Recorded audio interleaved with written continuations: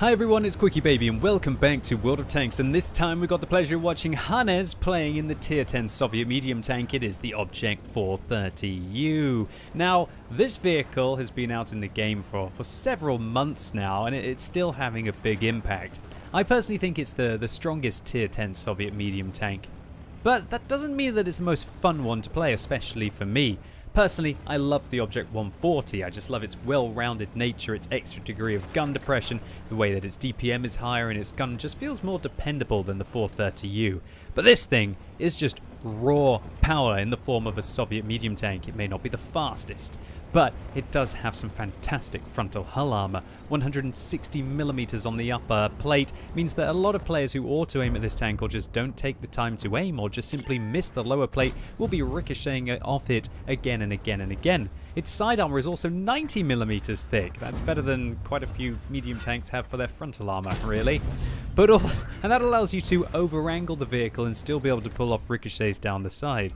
Now, the gun, there's no finesse here. The aim time, it's not too bad. We're talking about having a 2.3 seconds aim time, kind of basically the gun handling of an STB-1. Now, that's not great. You don't want to have STB-1 gun handling at Tier 10, but it packs a punch because it's got the alpha damage to boot. It's got 440 alpha damage, and while that's not a novelty, we've had that kind of alpha in the form of the 121, right? The Tier 10 Chinese medium tank. But the 430U just has that better hull armor. Even though the 121 has 120, it's not nearly as angled as the 160mm that you'll be packing on the 430U. And I'd say that this vehicle, it probably has the better turret as well. It's not quite as good as a T62A, but this is a very strong turret. So if you can make the 5 degrees of gun depression work that this vehicle has, it is absolutely tremendous.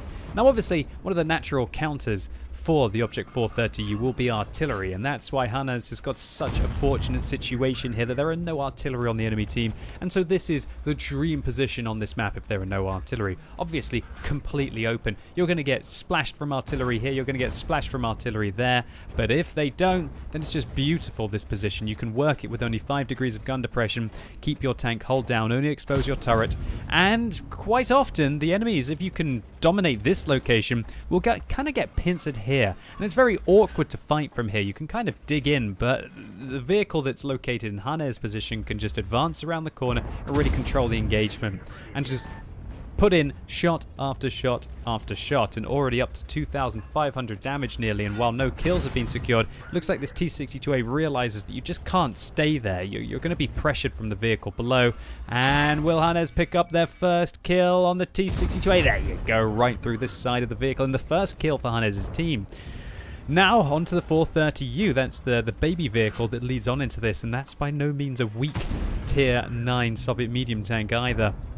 But the 430U is really cut from different stuff, just with the amount of the DPM that you have and also the upper hull armor. Alright, so Hannes now pressuring this 430. Got to try and put a round up into the top of the tank. They have loaded heat here, so a heat round. Oh, is it going to go through? Not quite. A swing and a miss. And you miss quite a lot in this tank, or at least you should do if the game mechanics work as they do, because it's got 0.4 accuracy, which is the worst accuracy of any Tier 10 medium tank. And really, I can't think of any Tier 9 medium tanks that have actually have accuracy as poor as that. I guess probably maybe the WZ-120 does.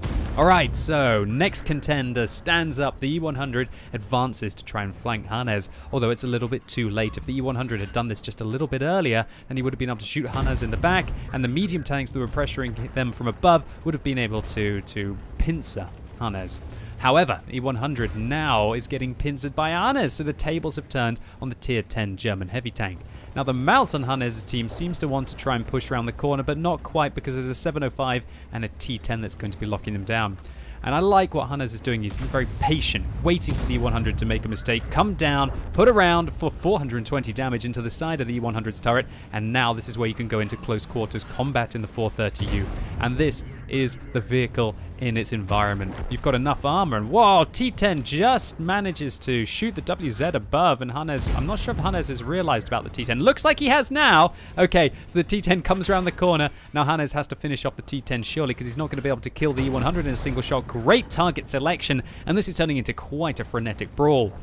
And even though Hannes is now up to 3 kills, he's killed 3/4 of the enemy tanks that have actually been vanquished in this battle. And not what we wanted to see there. An E-100 firing an HE shell down on Hannes, and a heat round right through the turret will finish off the tier 10 German heavy tank. Oh my word, only 3 tanks left alive on Hannes' team, and there are still 10 left on the enemy team. Okay, ladies and gents, begin a 3 versus 10 situation. All of the enemies last spotted out towards the east will surely be advancing their way across west very aggressively now, so Hannes knows about this, prepares, finds the T-49, auto-aims at the T-49 and finishes them off, but oh my word, and 430 tries to ram Hannes in the side, dealing 33 damage to himself, which means that now if he rolls average, he's going to be able to shut him down, which he does. Now, a full health tier 9 French heavy tank in the form of the AMX M451 advances towards Hannes, and Hannes reverses to ensure that the French heavy does not manage to ram them to death.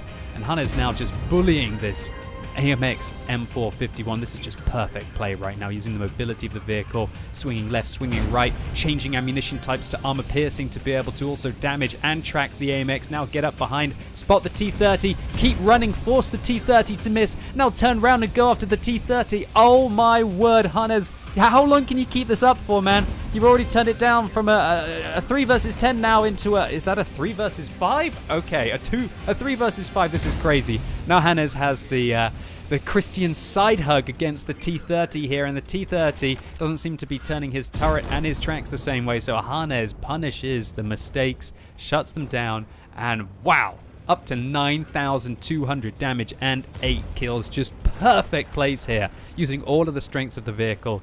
Unfortunately, the WTF Panzer IV goes down, so it's no longer a 3 versus 4, come back from a 3 versus 10, so it's going to be a 2 versus 4 here, with a full health 705 below that tier 9 Soviet heavy tank. Don't want to get caught by it. It's got a big old gun, could be using the 122mm or 130mm like you would be using on the IS-7, and that will be enough to challenge the hull armor of the 430U. But Hannes just relentless here with their engagement against the 705, and just what you need to do when you're outnumbered is just to keep swinging your opponents. Hannes, oh no, a ricochet there. Was that a heat round that went into the spaced armor of the 705 there? Hannes corrects that by loading an armor-piercing round, which goes right through the upper hull. Now I believe loading heat to prepare for the T-10. All right, 1 minute and 20 seconds left on the cap. Hannes now on 9 kills. The 705A, a tier 10 Soviet heavy tank, narrowly misses him, and the T-10 bounces a heat round off what looked like the side of the turret there. Okay, Hannes, secure the kill on the T-10. Now you can deal with the tier 10 Soviet heavy in the form of the 705A. This is going to be an ugly scenario. That thing's got a big old gun with 650 alpha damage. Large caliber rounds might be able to overmatch certain plates of this vehicle. Trying to find the upper hull armor. Doesn't quite... Oh, no. Oh. Ladies and gentlemen, boys and girls, that one was painful. Talk about putting the team on your back. 10 kills here, 2 tanks left on the enemy team, and despite an absolute gargantuan effort, Hannes falls to the enemy's 705A. This was an absolute incredible performance, showing you what the 430U is capable in the hands of a very skilled player. The amount of pressure that Hannes was under this entire replay was just absolutely buckling. Well, at least it should have been buckling, but they just kept dealing with it again and again and again. And to be honest, towards the end of this replay, I thought that Hannes was going to be unstoppable here, and I wonder if any of you saw the heartbreak coming in this replay. So Hannes described this as the Object 430 unstoppable. Oh dear, that's great. I'm sorry. I hope you don't mind. That might have to become the title of this video, and I think that'll make the heartbreak even more surprising. I love to do that in my videos. I'm not sure if you like that. Community, please tell me. Do you like it when I try to hide the outcome of the battle, or do you prefer to know if it's going to be a heartbreak or not? Talking about heartbreaks, Hannes gets an ace tanker for a loss here. 1036 base, but when you include courageous resistance in that, we're talking about 2,399 experience. That's a big game for a 430U, especially in a loss. A Pools medal for those 10 kills, a high caliber for near 11,000 damage dealt. And how much damage did the 430U block before it went down? 4,200, nearly enough to kill the vehicle 2 times over. But Hannes definitely spent a lot on ammunition this game, but I would argue it was necessary, especially against the heavy tanks in those scenarios. One bounce in any of those situations would have probably been fatal. And love it or hate it, it's part of the game. And I really liked that Hannes was using the ammunition tactically as well, switching to armor-piercing rounds when they were going to give him the advantage, for example, against the AMX M451's side, to be able to go through the tracks and also damage the vehicle as well. Whereas a heat round might have been absorbed with the tracks and the fact that it counts as spaced armor before the hull. So Hannes, irrelevant of the heartbreak, congratulations to you on this fantastic game. These are the kind of games that I live to play World of Tanks for, and also that I want to commentate on this YouTube channel. I'm pretty sure my excitement comes across when I finally get one of these absolute killer games to commentate on. And thank you so much for uploading it on the What Replays website and sharing it with the community. I was rooting for you the whole way. And I hope all of you enjoyed this video. If you did, make sure you give it a thumbs up. But if you hated it, make sure you give it a thumbs down. And let me know in the comments what you think about the Object 430U and its strength in the game at the moment. Now that the Object 268 version 4 is out of the picture, well, at least with regards to it being completely crazy overpowered statistically, do you think people are going to shift back to the tier 10 Soviet medium tank that was kind of overlooked because of funnily enough, a tank destroyer? And as always, thank you so much for watching. You've been epic, and hopefully I'll see you soon.